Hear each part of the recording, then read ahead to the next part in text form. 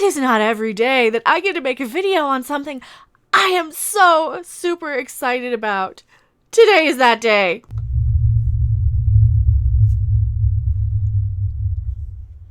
Hello everyone, I am Random42, the one, the only, the original, still your favorite YouTube consumer advocate harpy. Why do I say harpy? Well, some people, some haters called me that, and I just kind of appropriated it, as you do when people are upset with you for nothing, like opinions. And what is that sound effect? It is the spaceship landing, hopefully, eventually, one of these days. Now, I don't often get to use this one, but I think it is appropriate that we must pay tribute. We must bow down before the almighty bunghole. You must bow down to the almighty bunghole. You know, that's not even good enough. We got one more. The almighty bungholio. Bungholio. The almighty bungholio. Bunghole. Bungholio. And you do know that I love me some Beavis and Butthead. One of the things I grew up on in the 90s. I was a teenager back then. Yeah, I'm older than I look. Total boomer.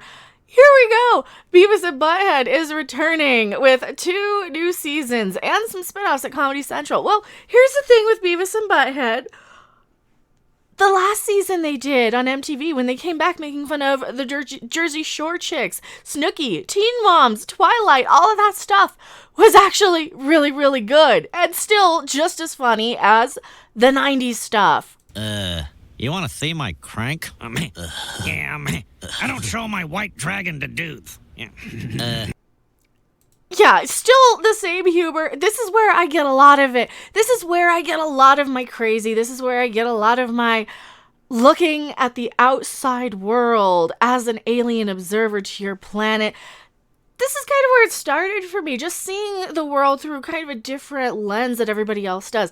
And that is why I can kind of remove myself and make snarky commentary on things, because I'm just so used to it. I'm so used to watching these two. Mike Judge will oversee the updated series with a plan already in place for spin-offs and specials of the former MTV pop culture phenomenon. See, here's the thing. What are they going to do? What are they going to make fun of? Are they going to introduce music videos? Because I think it's season 8.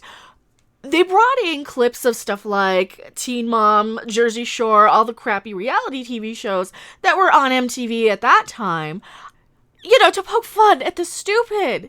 Let's go eat some fried fish, fried fish. Ooh, can they do viral videos too? Can they make fun of the weird, dumb, ridiculous celebrity stuff? Please do more social commentary on the ridiculousness of the world, because I am okay with them offending people, because sometimes you need this. This is the only way this is gonna work too, is you have Beavis and Butthead doing it, and they're already kind of treated like second-class citizens, because let's face it, they're supposed to be the butt of the joke in a lot of ways. But here's the thing, there's a lot of clever social commentary sprinkled in these.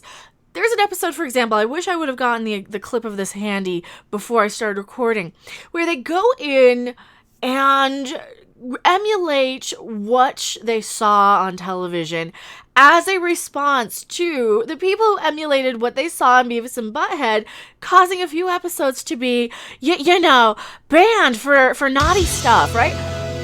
They spun it right back at the people who were complaining about this, and they made this episode where Beavis and Butthead emulated what they saw Benjamin Franklin doing, where he tied a key to a kite. You know, because electricity. And they ended up in the hospital for it. And they had a person that was an allegory for the network to figure out what they could blame it on. And they looked and, oh, well, there was a documentary about Benjamin Franklin. Oh, no. We can't have people know that. No, the people are emulating all kinds of... No. We just gotta blame the problematic thing. Blame Beavis and Butthead. And this is why this is exactly what we need right now. We need Beavis and Butthead. We need South Park. We need this stuff to clap back at the ridiculous. Clap back at the dumb that is out there. Because there's a lot of dumb out there. And I'm tired of it. Let's see what this article has to say. I've just been blabbing about how much I love Beavis and Butthead for 5 minutes now. Comedy Central is summoning the great Cornholio. Well, as you would, right? The or treat, son of a bitch! The Viacom CBS-owned cable network is reviving Beavis and Butthead, with series creator Mike Judge returning to relaunch and reimagine the franchise as part of a sizable deal that includes 2 seasons ordered and a plan for additional spin-offs and specials. You know what? I think I'm okay with that. I am Cornholio. My bunghole will speak now. Yeah, and what does your bunghole say? I need TV for my bunghole. Close enough, right? I am happy with this. I'm okay with this. And, you know, he's probably going to get a lot of money for this. We'd like some money. Yeah, money. Money is cool. Hey, guess what else is cool? Like, subscribe, share, all the things. This is my wheelhouse. I will be covering this. I will be watching this. I will probably be reviewing this because this is my wheelhouse. This is where I know my crap is the Beavis and Butthead stuff. And you know what? As long as this doesn't suck, I think we'll be happy with it, right? And yeah, I'm pulling out my old soundboard from when I was a gaming streamer. It's all Beavis and Butthead, in case you hadn't noticed. I'm okay with this. Judge will return as the show's driving force and will write, produce, and provide voiceovers for both of the iconic characters who became pop culture sensations in the early 90s. Yes!